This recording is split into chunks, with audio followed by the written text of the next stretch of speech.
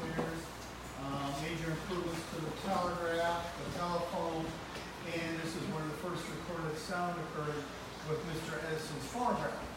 Now, after this group of buildings was moved here by Henry Ford, recreated just the way they were, Mr. Edison was invited to come here October 21st, 1929.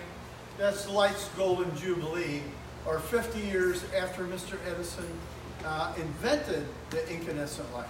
So when he came up those stairs, just like you did, and he was about 80 years old, his expression was, "It was never this clean." Now, we have a photograph of that event that occurred again October 21st, 1929.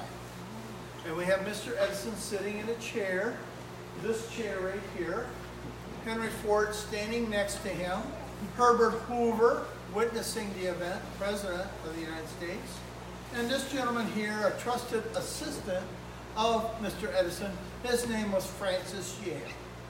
Now, in 1879, when the first incandescent light was invented in this room, Francis Yale was 19 years old. He came back 50 years later to help Mr. Edison recreate the event here in Greenfield Village. So after the bulb was carefully prepared, Francis Yale connected the wire to the bank of batteries, and this is what they saw. Once Mr. Edison got up out of the chair, Henry Ford called his workmen over.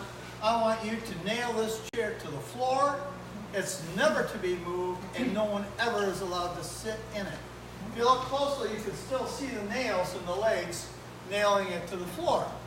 This entire floor has been changed in 1990, except for what's underneath that chair. It's never to be moved, and no one's allowed to sit in it.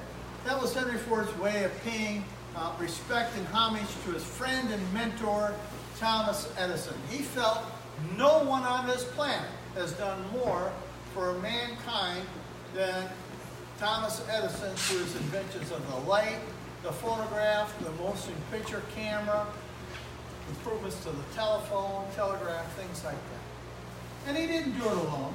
He actually had a good amount of staff working for him, about 60 workmen.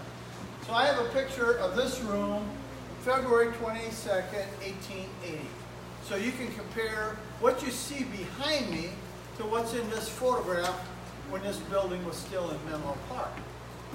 So he had glass blowers and, of course, machinists, chemists, mathematicians, woodworkers, all helping him succeed.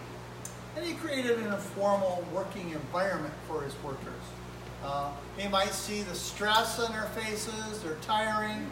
He might say, "Well, let's take a break, we'll get some sandwiches."